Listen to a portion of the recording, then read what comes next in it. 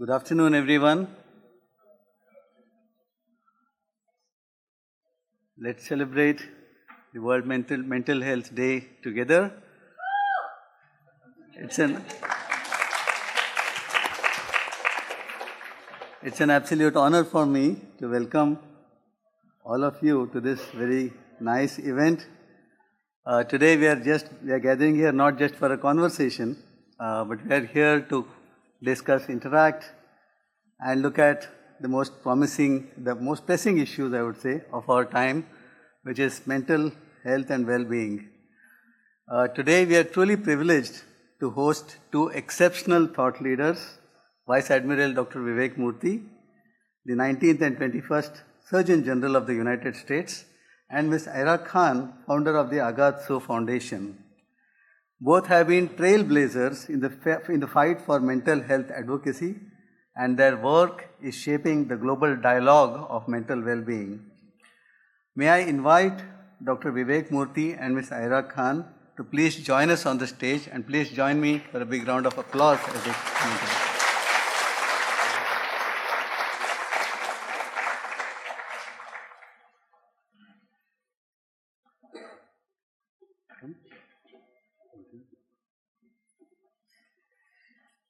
Before we proceed, I want to take a moment to introduce our distinguished guests.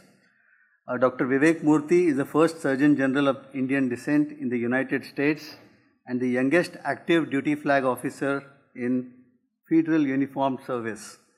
He is a renowned physician, research scientist, entrepreneur, and this is interesting, mango aficionado, and the author of best-selling book Together, The Healing Power of Human Connection in a Sometimes Lonely World.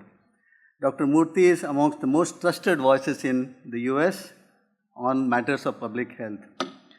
Dr. Murthy was confirmed by the US Senate in March 2021 to serve as the 21st Surgeon General of the United States. As the nation's doctor, the Surgeon General's mission is to help lay the foundation for a healthier country, relying on the best scientific information available to provide clear, consistent, and equitable guidance and resources for the public. As the 21st Surgeon General, Dr. Murthy has been a key advisor to President Biden on the COVID-19 response and is leading efforts to combat critical public health challenges, including youth mental health, healthcare worker burnout, social isolation and loneliness, and the spread of health misinformation. Dr. Murthy is also the Vice Admiral of the US Public Health Service Commissioned Corps and commands a uniformed service of over 6,000 dedicated public health officers, serving the most underserved and vulnerable populations domestically and abroad. As the 19th Surgeon General under President Obama, Dr. Murthy created initiatives to tackle America's most pressing public health challenges. He helped lead the national response to a range of health challenges, including the Ebola and the Zika viruses, the opioid crisis, and the growing threat of stress and loneliness to Americans' physical and mental well-being. Before his government service, Dr. Murthy co-founded several impactful initiatives, including Vision, an HIV/AIDS education organization, the Swasthya Project, training women in rural India as health workers, the trial networks, improving clinical trial collaborations, and Doctors for America, advocating for affordable health care. Dr. Murthy received his Bachelor of Arts degree from Harvard, his MD from the Yale School of Medicine, and the Masters in Business Administration from the Yale School of Management. We are deeply honored and privileged to welcome Dr. Vivek Murthy to IIT Bombay.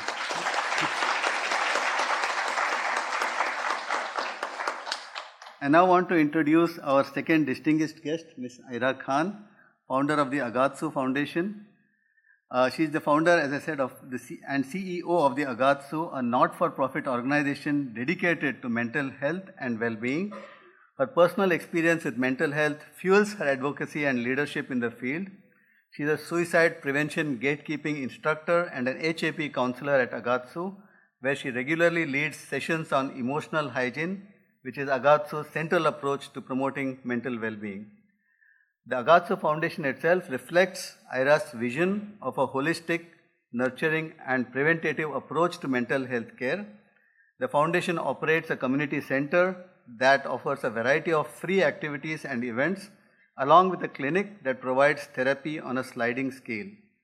Through Agazzu, IRA invites individuals to confront their inner struggles, seek their own truth, and prioritize mental wellness.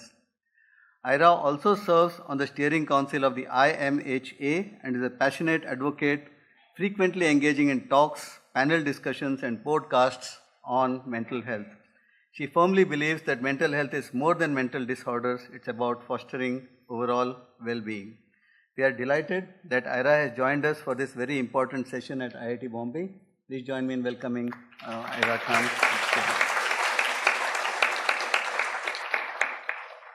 May I now request our esteemed director, Professor Shirish Kedare, to formally welcome our guests with a bouquet and deliver his welcome address.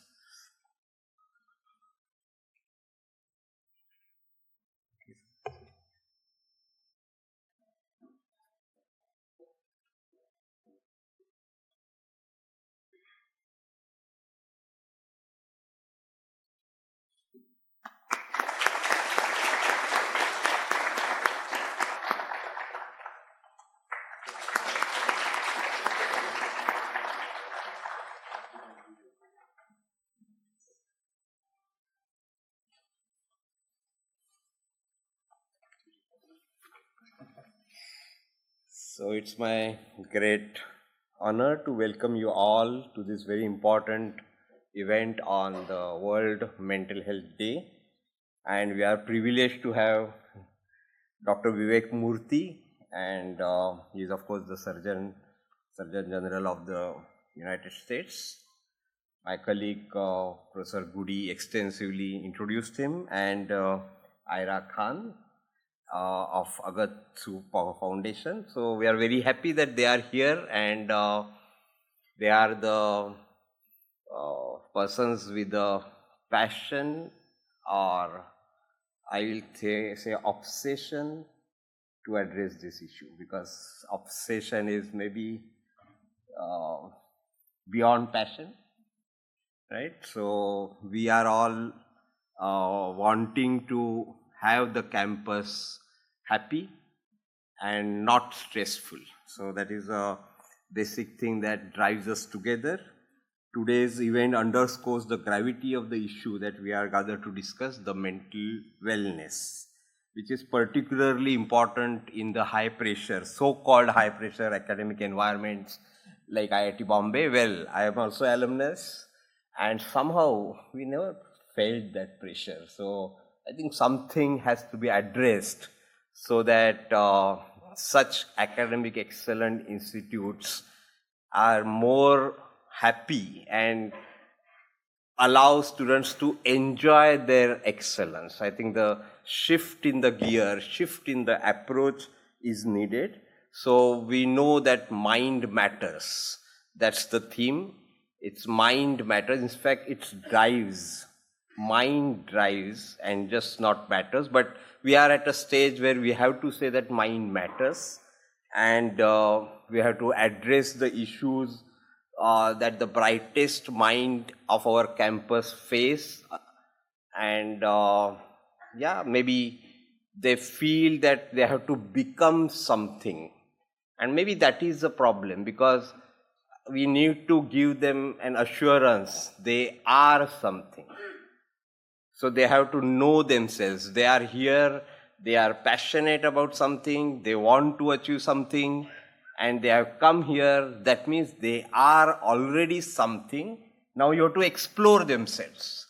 So instead of making them something, instead of driving them to become something, I think we should drive them to be what they are and learn. So we are also saying that instead of a teaching excellent institute, we should not be an excellent teaching institute. How do you take it? We should be excellent learning place instead of teaching. So I think we have to change our approach as faculty, change our approach as students, and change our approach as parents also. because they are also the stakeholders in this whole process. And being an alumni, I had been a campus for 11 years, double alumni, BTech and PhD, and we interacted with faculty sometimes, but interacted more with friends, interacted with many other people around in the society, understood them. So this process of being something, understanding yourself, was held by all these people, our friends, our relatives, our other people that we interacted with. So socialization beyond social media, maybe I should call it unsocial media, I don't know. But yes, learn, understand is the main thing, instead of trying to become something, thinking that I am not this, I have to become something. I think that's not needed. So as educators and mentors, our responsibilities towards student is not just telling them something. It is also understanding them, exciting them, helping them, hand-holding them to realize themselves, their potentials, so that with free mind, with happy mind, they reach the excellence of their capacity. It's not, in yoga, we say that let's not try to achieve a perfect yoga posture. You work towards it slowly. Understand that that may not be possible, but something else will be possible for me.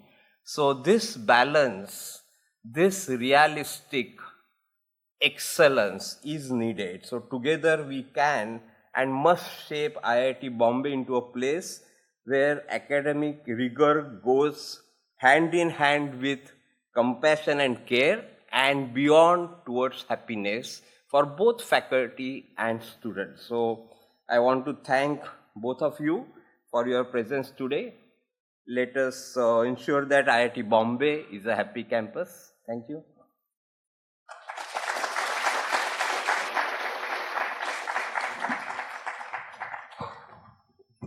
Thank you, Professor Kedari, for your powerful words on the importance of mental health to our students and for setting the stage for today's very important dialogue. As we move forward, it's my pleasure to invite our distinguished guests, Dr. Murthy and Ms. Aira Khan, for a fireside chat. This conversation will shed light on the vital subject of mental health and well-being, a conversation that we all need to engage in. The theme of today's discussion, as Professor Kedari said, and you see on the screen, is Mind Matters for Well-being. As Dr. Murthy continues to champion mental health, focusing on issues such as loneliness, connection and community, and Aira continues to raise awareness and provide support for mental health, I'm sure you'll all agree that we can't find anyone better equipped to lead us through the conversation today than the two of them. May I invite them to conduct the chat session amongst them. Please join me to welcome them with a big round of applause. Over to you, Dr. Murthy and Ms. Aira Khan. Well, thank you so much for that warm welcome, and thanks to all of you for being here today. I'm very grateful to IIT Bombay for giving us the opportunity to speak with all of you. And for me, this is a real treat to be able to do this with Aira, whose work I admire and who I've gotten a chance to spend some time with over the last day or so. The reason I'm particularly glad that we're here to talk about this issue is this is World Mental Health Day. This is a day where we are calling attention to the importance of mental health and well-being. Now, my hope is that one day in the future, there won't be a need for a World Mental Health Day, because we will see mental health for what it is, which is part of our overall health and just as important as our physical health. But the truth is that for too long, we haven't treated it that way. And even when I was in medical school, I didn't learn very much about mental health. When I got into the hospital after I became a doctor, I started seeing that people were struggling with their mental health. They might come in for an infection or for a heart attack or for cancer care, but there in the background was often depression or anxiety or other mental health struggles. And I came to see how it was really impacting their overall lives. Now, in the back of my mind, I was also thinking about my own life, because as a child, I struggled with my mental health and never felt comfortable telling anyone about it, because I felt ashamed. I thought something was broken inside of me. I could tell someone if I had a broken ankle or if I had, hurt my back, but I didn't dare tell them that I was struggling with my mental health. And that was not good. That meant that prolonged that suffering. And even though I knew my parents loved me, I just never quite felt comfortable talking to them about this. So I can't go and redo my childhood, but what Ida and I want to do together is to try to pull the curtain back on this issue so that more and more people can see mental health for what it is, can feel comfortable talking about it more openly, and can also feel comfortable asking for help. Before we begin, I just also want to say on a personal note how grateful I am to be in India. It's been, India is where my ancestors are from. It's where my parents grew up. And I came and spent a lot of time here in India when I was a child, and later had got my start in public health right here in India. This is where I learned about what public health was and where I learned the joy of actually engaging with the community and service related to health. So to be back, especially in this role, is a real privilege for me, and to be with all of you is a true honor. So as we start our conversation today, thank you for everything that you said. Oh, thank you. About coming here and all of that. Just want to slide it in. Thank you so much, Ida. I appreciate that. I think what has been most powerful, you've done a lot that's powerful. We're going to talk about some of the work you've done through Agatsu and otherwise. But the thing you did 4 years ago, when you spoke publicly about your own struggles with mental health, that was wonderful because it sent ripples, out into the world that helped people who were also struggling. See that, I'm not alone. Maybe it's okay for me to talk about this. I wonder if you could share with everyone today a little bit about what led you to share openly what you were struggling with. And if you could tell people what you were actually going through at that time, that would be great. Sure. So I didn't notice, but now looking back, if I were to have to tell you when I started to change in my behavior, it would be around 2017 to 2018. Yes. So another thing is that because of my depression, my dates are a little all over the place. The first 4 years where I was trying to figure out what was happening and all of that is a blur in my mind, so I might mess up my timelines a little bit. But basically I started to notice a change in me that was affecting my functionality in the day-to-day living of my life. And it was a gradual increasing intrusion on me being able to function in the way that I would like to function. It increased when I went to college because my whole life was uprooted and moved and I had to restart, which when you're already not feeling so good can be harder to do. And I didn't even know I was not feeling good. So, that. In terms of what it looked like for me, I started crying a lot. And when I say crying a lot, I mean I would cry for 8 hours straight, which is really exhausting because your head starts hurting and your eyes start hurting and you don't want to cry anymore, but you're still crying. And it was really odd for me because I wasn't the kind of person whose response to things was to cry. I cried a lot in books and movies and those sorts of things. But when I got upset or when I got angry, my natural response was not crying. And so suddenly I was crying all the time for no reason whatsoever. It was very strange. I got really tired and I would just lay limp, for lack of better words, because I could see the outside. It's sunny, it's bright, and I'm like, you should step outside. And then 4 hours later, I'm still where I was. And I don't know why or what. So I realized that a lot of it was I don't know why.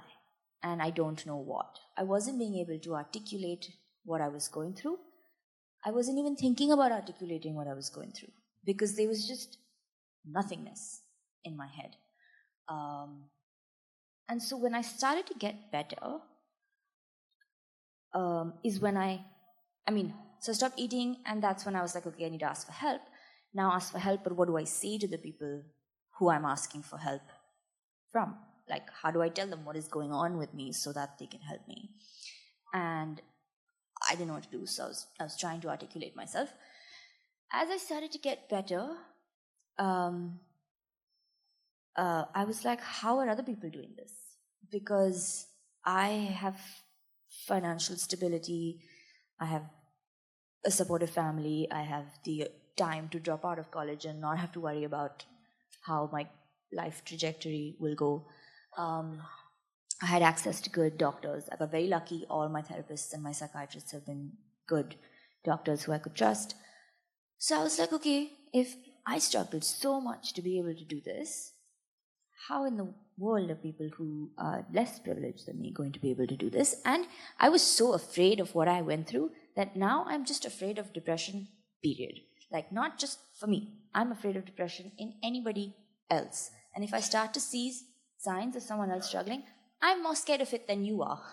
I'm more worried about you. Like, don't let it get there, because it's really not a fun feeling. And I was like, how do I tell you what it feels like? I couldn't find any definition on the internet, any book, any talk that encapsulated the experience. And I couldn't figure out how to say it either. So I was like, you know what? I'm just going to tell you every thought that comes through my head. I'm going to tell you why and how my brain is functioning and the track that it's following, and, you know, the irrationality that is my rationality. And hopefully you will get a sense of what it's like, and then you can contextualize it for your scenario. But I wanted to do my best to truly articulate what was going on in the moment without necessarily painting it rosy or painting it dark. Just tell you what it is. And hopefully that'll help you in some manner. So that's why I shared. Because most people's question is, why did this happen? What did I do wrong? What went bad? And I realized that none of those were helpful questions, because they didn't give me the answer, and they stopped me from asking for help. Because I spent so long trying to figure out the answer that I was like, I don't need to ask for help, I'll figure this out. There cannot be a valid reason for this, etc., etc. And all of those things stopped me or delayed me from asking for help. So I was hoping to show all the other people who have this idea in their minds that they are smart, rational, intelligent, capable people. You are. But that doesn't mean that you can't have a mental illness or a mental problem, and that does not make you not smart or aware or capable. It's like a flu. You can be as strong as you want. It's still going to happen. Well, that's really well said, especially what you mentioned about being strong, because I think there is this misconception out there that if you struggle with your mental health, that you are weak, that you're broken, or something is wrong with you. But in the same way that, you know, anyone can, like I was saying, get the flu or sprain your ankle, many of us will go through periods of our life where we struggle with our mental health. It might be when you're a student, it might be later on in life, but these moments will come for all of us. What matters is not, what matters is really how we respond to those moments. And there, I think it's really essential to, learn, Ira, from your example, which is that you came to a point where you realized that you needed to ask for help, that you needed to lean on someone. And, thankfully that help was there. But so many times, I think we feel that we should be able to deal with these things all on our own. We should be able to think them through, diagnose ourselves, rationalize it away. But there's no shame in needing other people. As human beings, we were built to work together, to support each other. Thousands of years ago, when we were hunters and gatherers, before modern civilization, we existed in groups where people took turns watching for predators at night, when they helped care for each other's children, where they pooled their food that they gathered to make sure everyone had some so that nobody starved. And the person who said, you know what, I don't need help from anyone else, I can do it on my own, that person was more likely to die, or to starve, or to be eaten by a predator. There was safety in numbers, and that still remains true today. And I think that's one of the reasons I'm very grateful that IIT is investing more in mental health supports for young people. We need that. We also need that broader cultural shift that tells us that needing help is okay, that needing each other is not only okay, but it's perfectly normal. It's how human beings function.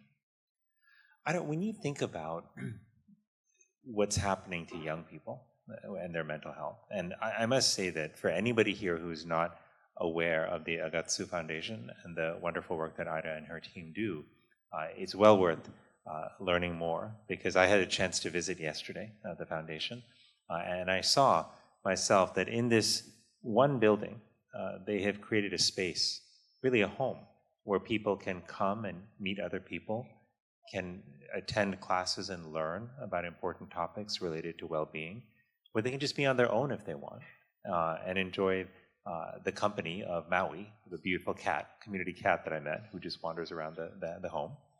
But there's also on the second floor a place to provide therapy to people, and there are trained counselors who come and provide people with regular care. And that's all happening in one place. And the thing I want to ask you, somebody who's engaged with young people, who's helping so many of them, is when you look at the broader mental health challenges that young people are facing today, what is your sense of what's contributing to that? What's driving the challenge? I think loneliness is, like, we can't argue that it's a challenge, because everyone you speak to, we ran a helpline for a little while. It didn't work out because of the lots of logistics required, but everybody on that helpline would come and say, I don't have any friends. And then we're just like, we don't know what to do about that. And even if they had people, they didn't feel like they could rely on those people, or they could trust those people, or they could open up to those people. And what we saw in the community center is that a lot of people were coming from a place of loneliness and not having people to hang out with. Because our classes are not necessarily classes that will make you really skilled at something. You don't like go up levels. You learn the essence, the fun, and it's so it's more about coming together to spend time doing an activity rather than learning a skill. And there were so many young people, and they would also just like come and hang out, and it became like so we started small, so we got to interact with everybody who came. For this one lady, it's the only time she leaves her house. So she's discovered Agatsu 1 year ago, and I didn't know this. Her family came and told us that she doesn't leave her house or her bed for anything else. She just comes to Agatsu and then goes back home. And so it sort of became a place where people could safely feel safe and interact with other human beings. And I think what I found is that with young people, there's social media, which just has confused everybody, and there has changed the way in which they interact with people, and therefore how they interact with their lives. And so on social media, you're trying to be a certain way, and if I'm trying to be a certain way, I'm not showing you who I really am. And if I'm not showing you who I really am, you're not going to get to know me, so you're not going to like me for who I am.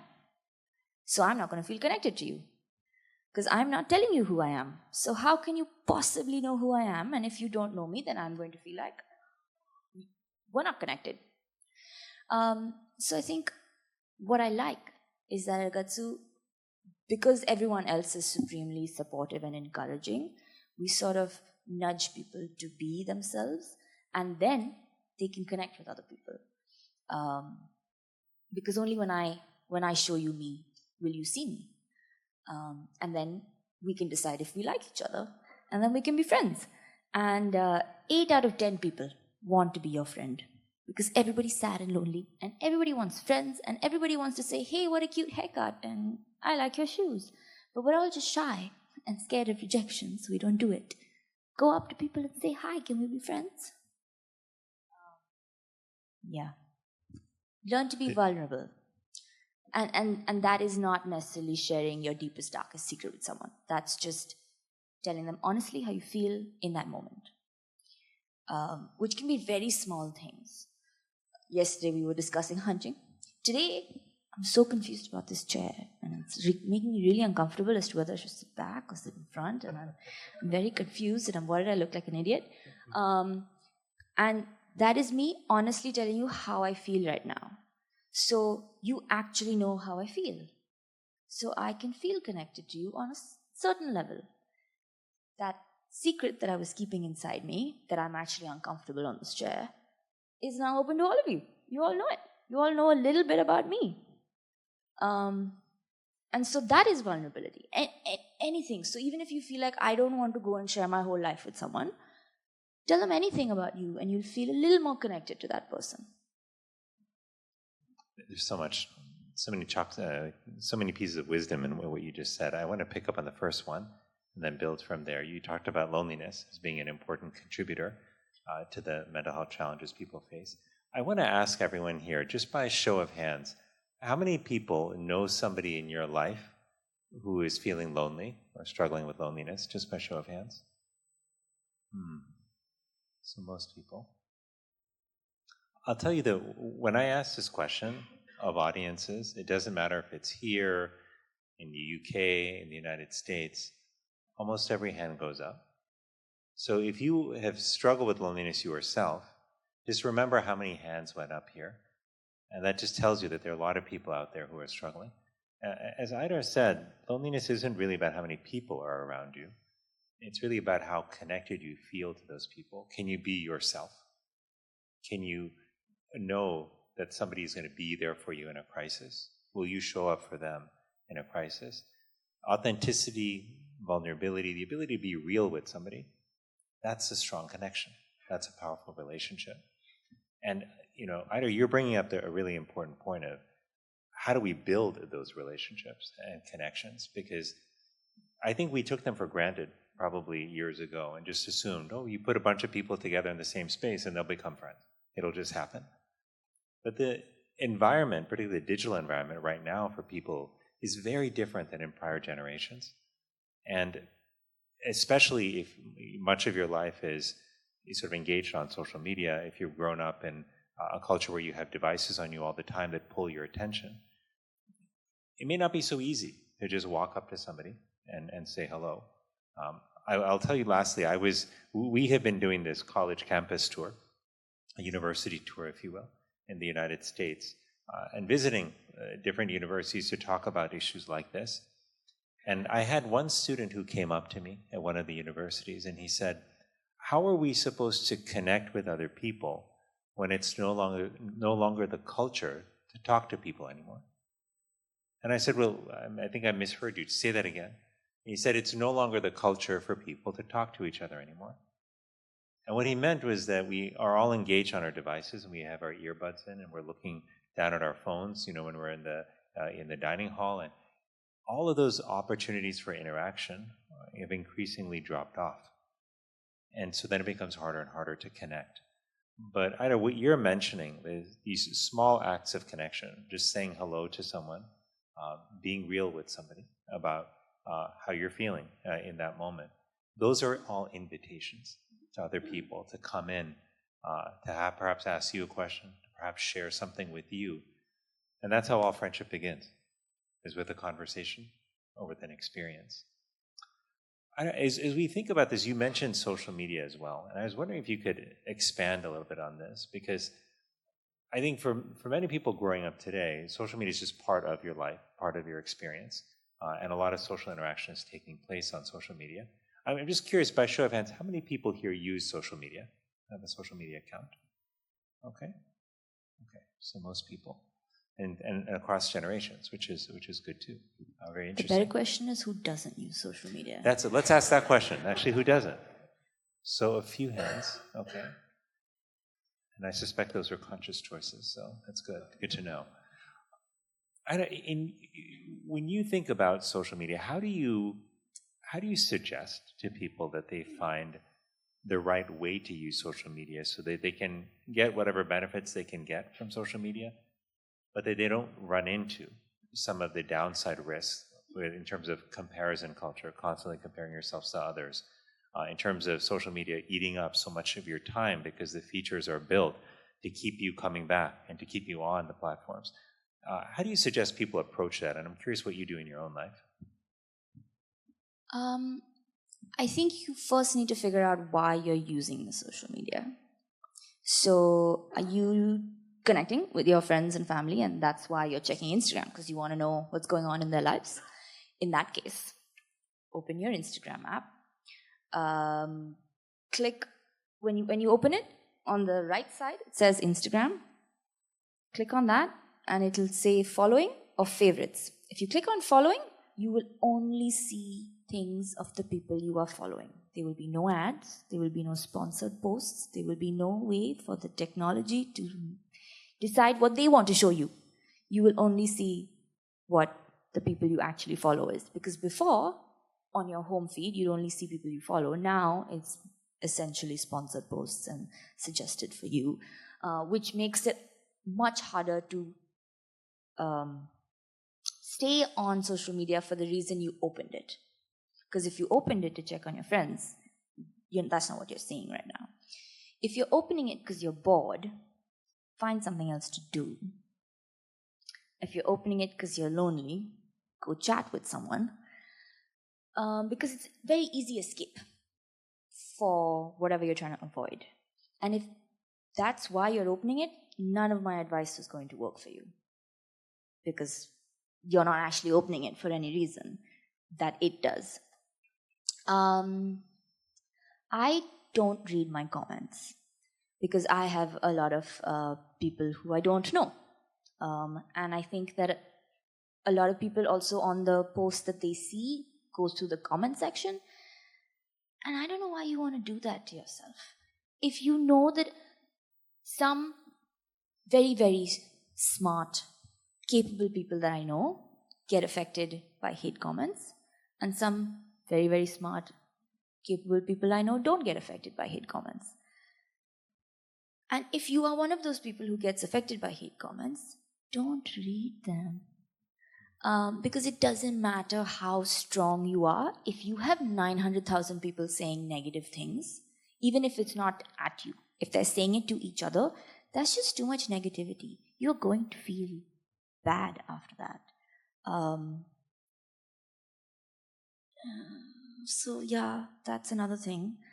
And I know it's hard to do, but like that's what I said. That's what I did from the beginning because I knew that there's just too much.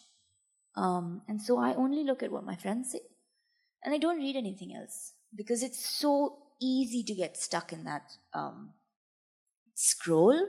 I don't even want to test it. Why should I test myself? I know what it's going to do to me. I'm just not going to do it. Yeah, it's hard to control social media because they're actively working to make us stay there. So you need to try that much harder to navigate it. It's a little bit of a tricky one. Yeah, it's really tricky, I think, for a lot of people. And Also, I feel like it's the whole attention span thing doesn't only extend to like people making content, people trying to sell you things.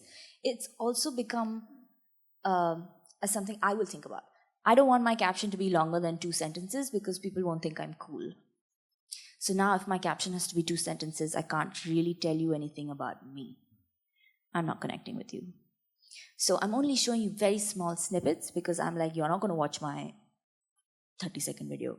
So I have to say whatever I want to say really quickly. And then whatever, you're just cutting down ways of people to actually get to know more of you. And that's when I find it unhelpful in the connecting process. Versus sometimes you see a picture of someone you haven't met in really long and it's very exciting, and that would be the pro of social media. So yeah, I don't know if that's helpful. No, I think that is good because I think what you're talking about is protecting yourself from some of the downside harm in terms of content. And that's really important. It's hard to do. You're also bringing up the point that behavioral change in general is tough. I remember for years as a doctor seeing patients in clinic and giving them advice about their diet, about a healthy diet, and about exercising, right? And then I would see them a week or two later and realize that they hadn't been able to make those changes or stick with those changes. And it's not, again, because people are bad people. It's because, in general, behavior change is hard when we're used to living a certain way.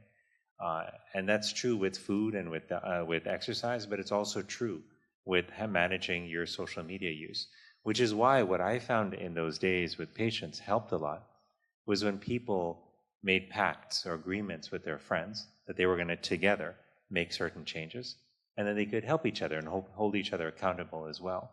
That's actually what I needed to do for myself when it came to social media. I had two dear friends, and I needed to make an agreement with them that I was going to make a change. And it actually happened at their suggestion, not mine. I was actually having surgery on my hand, I remember, and they called me the week before, and they said, "Okay, you're about to have surgery, and that means that you're going to take a couple of days after the surgery where you're going to have reduced hours at work because you can't use your hand." So they said, "This is a perfect opportunity to make a change in your life. So what change do you want to make?" And I thought about it, and I thought, well, I would like to spend less time checking social media. I'd like to be affected by the negativity and other random stuff on there less. So maybe this is my opportunity to draw a line around social media and say I'm not going to check for a little while. And if I do check, I'm only going to look at certain things from my friends and look at their posts, but not look at comments. And so what ended up being really powerful is that I was able to stick to it because of my friends. Now, you always feel jittery when you make these changes in the beginning. First couple of days, you're like, wait, your hand is just automatically reaching for your device. You're automatically scrolling without even thinking about it. You wake up in the middle of the night to get a glass of water, and then immediately you're reaching for your phone, right? This is just how we're programmed now, right? So initially, it's tough. But I found that whenever I wanted to reach for the device or click on the app, I would just pause. I'd remember the promise I made to my two friends, and I would stop. And then they would call me every week to say, "How's it going? Are you sticking to it? Did you slip?" They would text me at random times and say, are you sticking to the agreement? And then after a while, they didn't have to anymore, after a few months when it was just more ingrained in me. But that's another great example where there's no shame in needing other people and needing to lean on others, because behavior change in general is tough. I want to talk about, we've talked about loneliness, we've talked about social media. I want to talk about one other area that I think is contributing to mental health concerns for young people, and that's the pressure that many young people feel like they're facing today. And I'm curious, for people who are students or recent students, how many of you have felt a very high level of pressure, either for exams or to perform in class or to secure a job? How many of you, just by show of hands, have felt a high degree of pressure? Okay. And I'm raising my hand as well because I have too, in my own training. And I'll tell you that there were many times in my life as a student where I did not handle that pressure well, where it really affected my well-being. And this is when I was in university. But I had no idea what to do about it. I just thought this is the only path, right? You have to, you've got to go through all of this and trial by fire, and ultimately, hopefully, you make it through. But I've since realized that you don't need to sacrifice someone's well-being in order to educate them and train them well, right? We can do both, protect someone's mental health and ensure that they're prepared for the future and they have the skills that they need. And the truth is, like, that's the long-term strategy, right? Because I don't know, you and I were just talking about this, beforehand, that if your mental health is compromised, that impacts your ability to achieve as well, to learn, right? So it's not like you're choosing between one or the other. You have to support and focus on your mental health, otherwise you will compromise your ability to achieve and contribute in the future. And I know it doesn't always feel that way, right? You were just saying that yourself, that sometimes they can feel like, that's just happy talk, this is just the way it is, I got to just grind it out. But as somebody, I'll tell you, who has experienced the toll that kind of constant pressure can take, and who took years to sort of recover from it, I can't get back those years that I lost. But what I can do is make sure that for my life going forward, that I'm focusing on my mental health. And having done that now for about a decade, I can tell you that I perform much better now in my job, like in life in general. I show up better for my family and friends because I have invested like in my mental health. So look, I know that when it comes to pressure, right, that's coming from a lot of places. It's not all generated here, at IIT. There's a broader culture, right, around us that's making us feel that pressure. And to this, I'm curious, Ida, like, how do you, in your own life, like you felt pressure as well, right? We all feel it maybe for different reasons, but how have you dealt with those moments when you felt pressure to achieve, to perform in a certain way, to hit a certain benchmark, to have a certain outcome educationally or otherwise? Like, how did you manage that pressure? I fell apart. I don't think so I was lucky I didn't have any academic pressure, considering my dad didn't really finish college, so it was a 50-50 on, it's okay, you don't have to do so well, just pass. So I didn't have academic pressure, but I had a lot of other kinds of pressure. And looking back, I would have to say that I didn't necessarily overcome it in the sense that, what I'm thinking about right now is Agatsu and the pressure I felt at trying to start a company. I didn't study business or finance or any of these things, so I had no idea what I was getting into. Apparently, it takes 1,000 days for a company to get out of infancy, and I was like, why didn't somebody tell me that? So I have to wait 3 years till I can be like, my company is going to stabilize now. Until then, it's going to be a bunch of road bumps, and I'm already struggling with depression, so I already have zero self-confidence. Now is not the time to open a company. So, and I would feel really lonely in that position because I felt like I'm really young, I don't know enough about the space, and I'm making decisions for other employees whose livelihood kind of depends on this job. And I have to choose what is ethical and what is not, what the policy is going to be and what it's not, and whether in putting in this money in this thing will be worth it or not, and it'll be, I'll be wasting the money if I've made that decision incorrectly. And I was just like, who do I ask to make these decisions? Because I don't know how to make these decisions. So in that sense, I felt a lot of pressure. And I feel like I would just cry and, talk to my therapist or talk to Boboy. And I actually had to stop working because I had another depressive episode.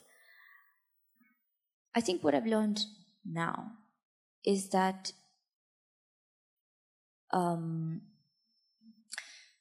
I asked for help. I got a board of directors, as in I asked my board of directors to be more actively involved. I realized that for some people, this task is not as stressful. So instead of me trying to figure out that thing, I can ask them to figure out that thing. Delegating. I got a mentor, so I could trouble and ask questions when I was feeling doubtful. And I think my examples may not be helpful in a generic sense, but what I'm realizing is I'm saying that you need to ask for help when you're feeling pressured. I have to say my productivity spiked when I started taking care of my mental health. And the way to get people to be interested in mental health is that it affects the economy, because your most productive years are when you're in your youth, and that's that's the population that's being most affected by mental health right now. And so if anybody doesn't care about human beings and you only care about money, even the math, even the finances and the numbers will nudge you towards better mental health. And in the long run, we all want legacy. That's what we all want. We don't want to be rich and famous for 3 days. We want that sustained thing. Even in like culture, that's what we all strive for. And so if that's what you're looking for, you should prioritize your mental health. It'll help you get there. It'll help you do better in school, in college. And it sounds counterproductive, but please sleep 8 hours a day. It's really helpful. But what I wanted to say is that if there are two aspects of handling stress and pressure. One is take care of your mental well-being, because if you're less stressed, the stressor from outside will stress you less because you're feeling more secure and stable in yourself. That's one thing. And the other thing is the asking for help bit. And I wanted to ask you, because I don't think people, I don't know how much time we have. How much time do we have? Because I don't think people, I think that people think loneliness is a fault, almost.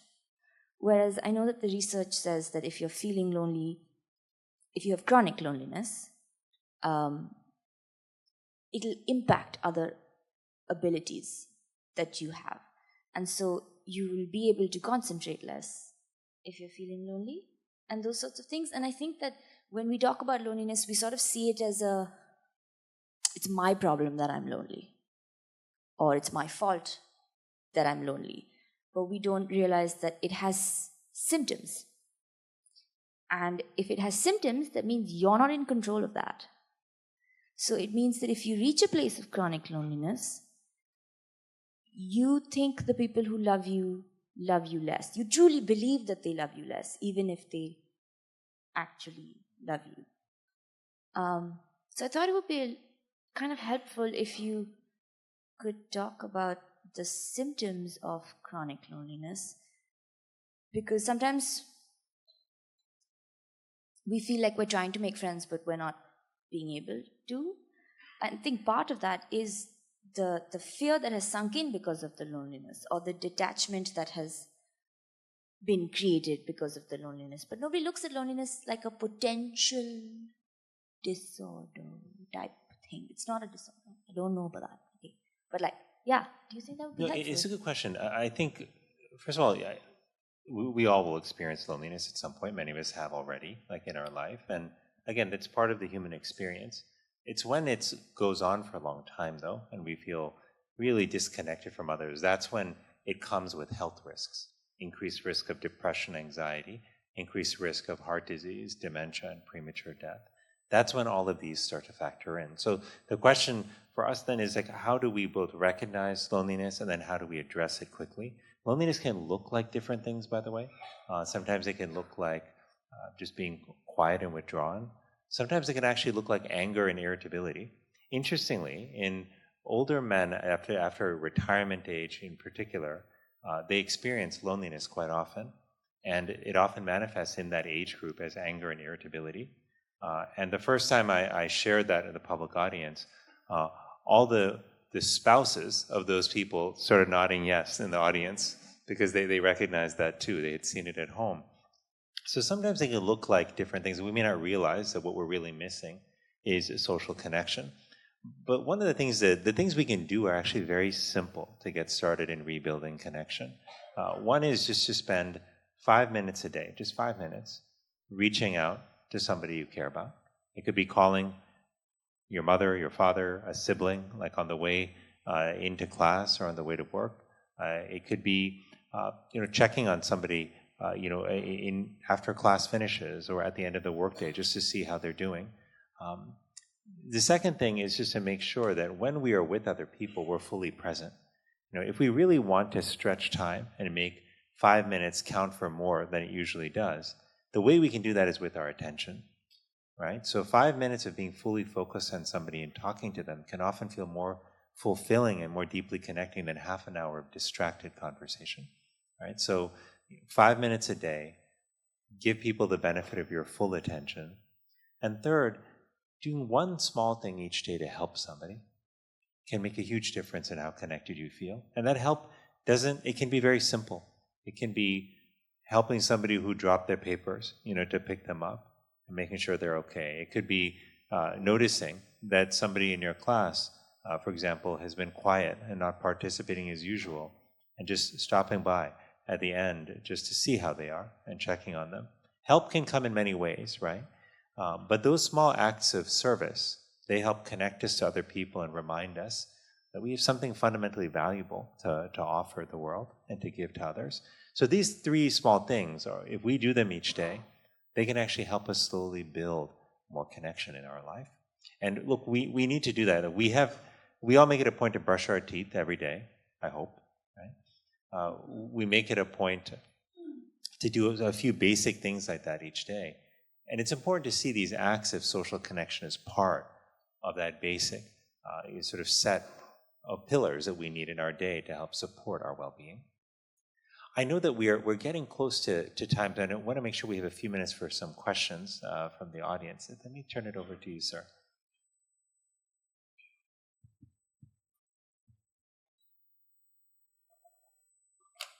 Thank you.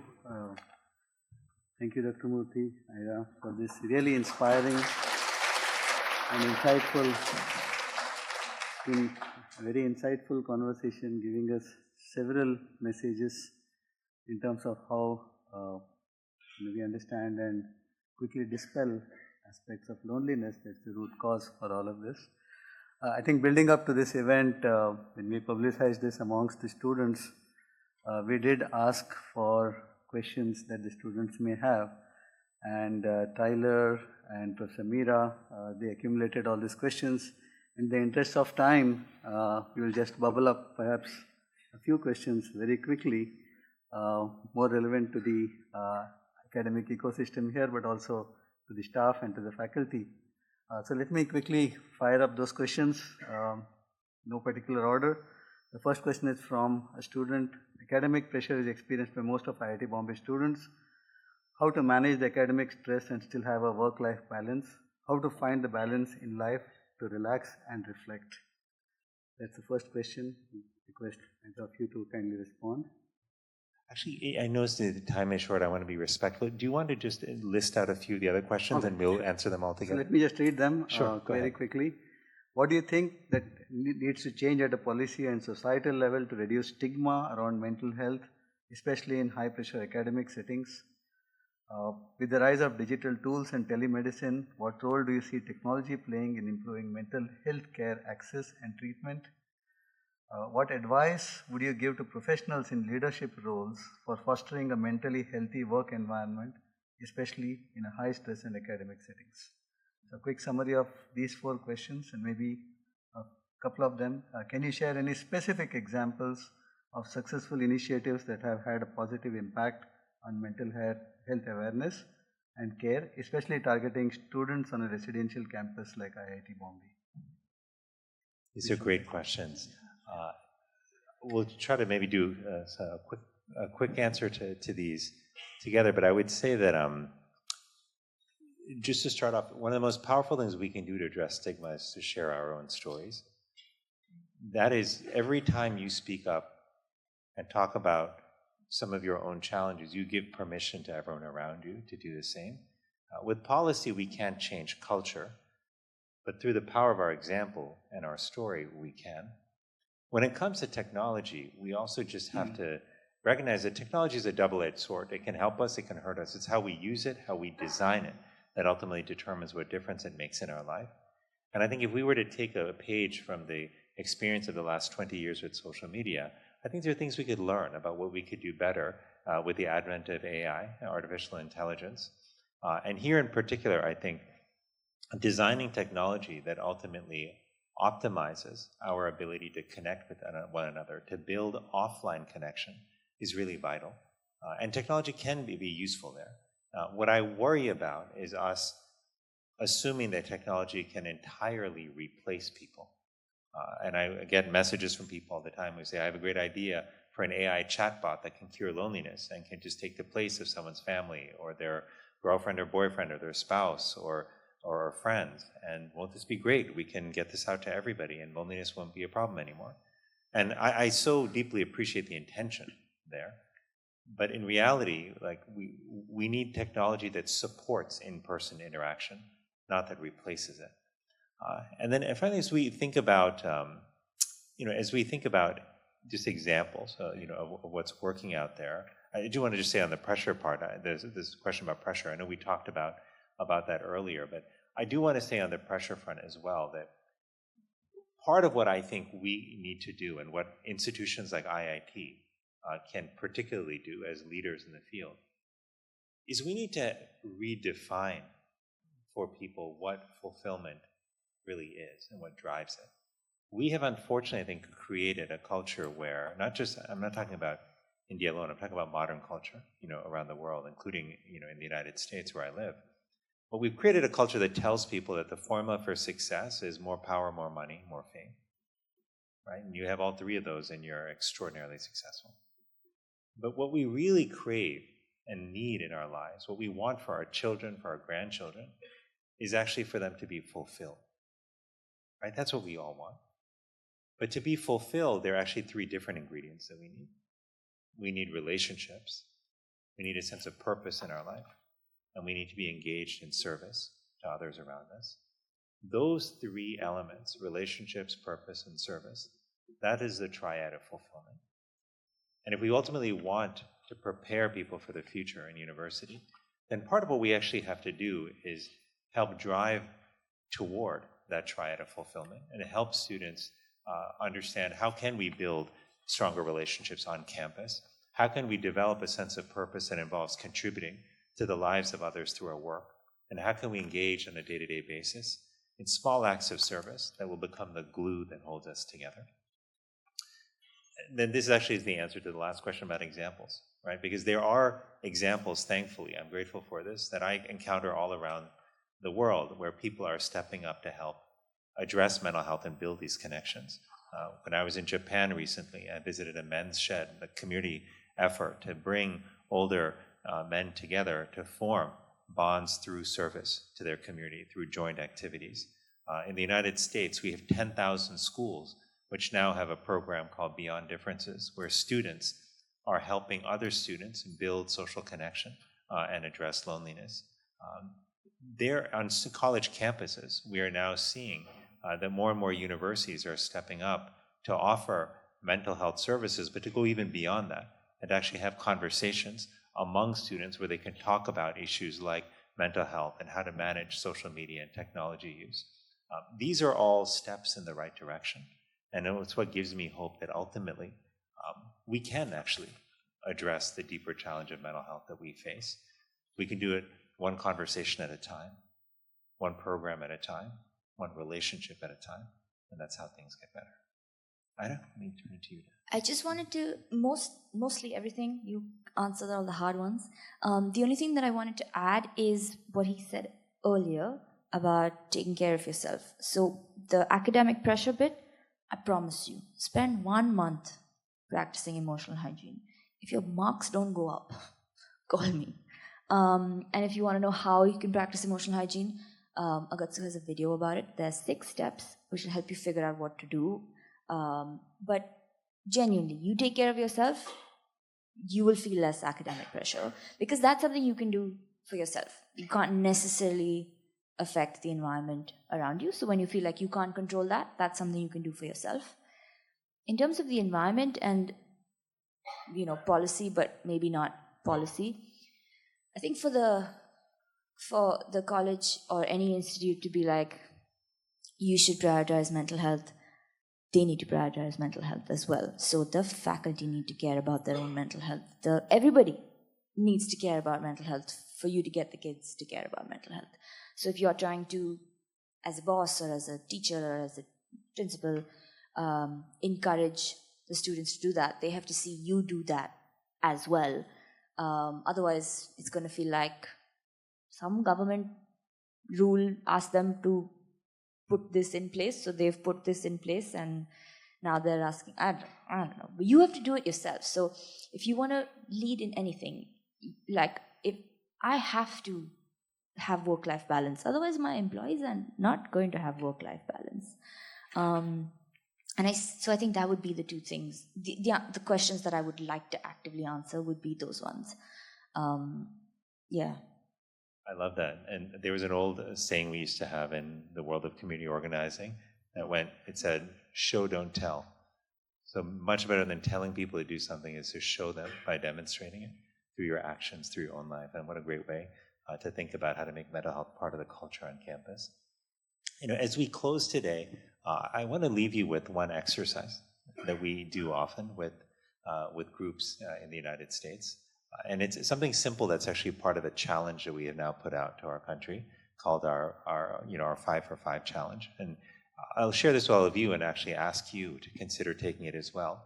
But it involves spending the next 5 days doing one thing to help you connect with people each day. And those could be either expressing gratitude to somebody, it could be extending support to somebody, or it could be asking for help yourself. So for the next 5 days, if you pick one of these and just do one of them each day, and at the end of 5 days, just see how you feel. I guarantee you will feel better, and hopefully that will extend the time that you engage in these. And just to give you an example and prove to you in the spirit of show, don't tell, of how little time this can take, I just want you to take the next 60 seconds and first think about somebody in your life that you're grateful for. It could be somebody who helped you out with a problem you had last week. It could be somebody who showed up for you a few years ago when you had a major disappointment or a major crisis. I want you to just think for a moment about who that person is. And just by show of hands, does everyone have somebody in mind that they're grateful for, somebody who had helped them at some point in the past? Good. Now here's what I want you to do in the next 30 seconds. I want you to take out your phone. I'm assuming most people have their phone on them. So just take out your phone. And I want you to compose a text message or an email to that person and just send them a one-line note. And it could just be, I'm thinking about you and I'm grateful for that time that you helped me last week. But just think about 1 or 2 lines you could send to them and send that message right now. Let me just give you about another 15, 20 seconds to do that. And when you're done, and this might be the hardest part, I want you to turn the flashlight on your phone. Okay, and if you don't know how to do that, just look at somebody who looks How like did you get into IIT? Good question. Okay, so it's IIT, so I'm assuming everybody knows how to turn on the light on their phone. But just turn on the flashlight and hold it up, okay, so the light is shining up to the ceiling. And at that time, we would perhaps request, so in about a minute, maybe we'll request the audio-visual folks to dim the lights so that we could see the torch. That would be great. In fact, if you dim them now, that would be great. Yeah, please dim the lights right now. You do that while you compose your messages. Yeah, this is beautiful. And once you hold the light up, just keep it up so that people will see more and more lights coming up. I'm going to do it myself.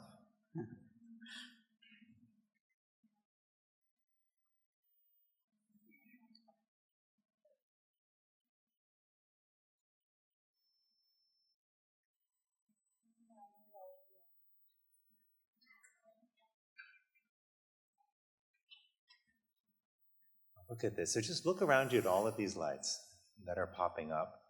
Each one of these lights represents a point of connection that was made, a ray of hope that went out into the world that somebody is going to catch. And when they read your message, they're going to be reminded of their connection with you. They're going to feel loved and appreciated. And that is the power of what we can do in 60 seconds. So just take one last moment to soak it all in. Look at all of these points of light around you.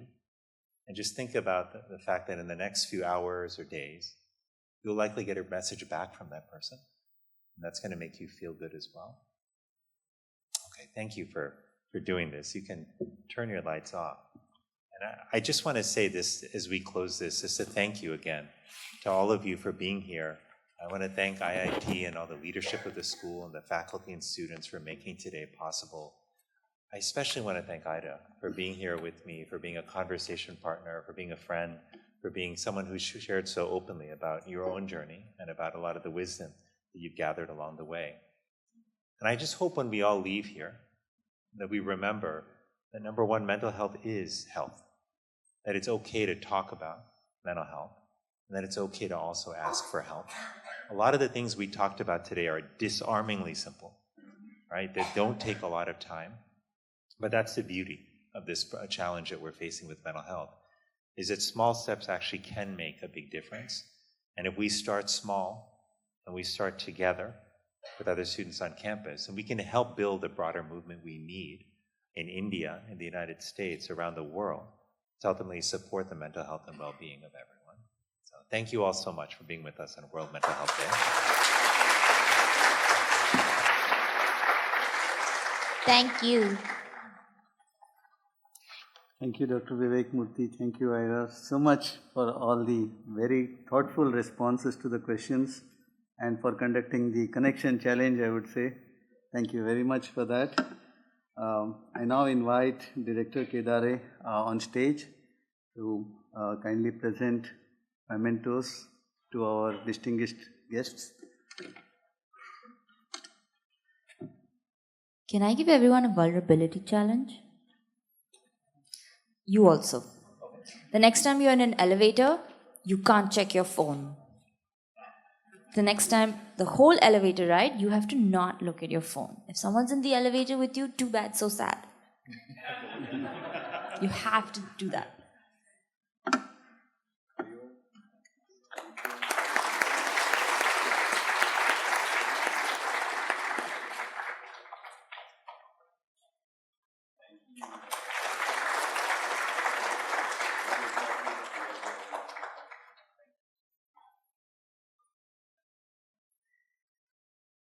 Thank you, Dr. Murthy. Thank you, Ira, for the inspiring closing words and for the important work that you continue to do in promoting mental well-being.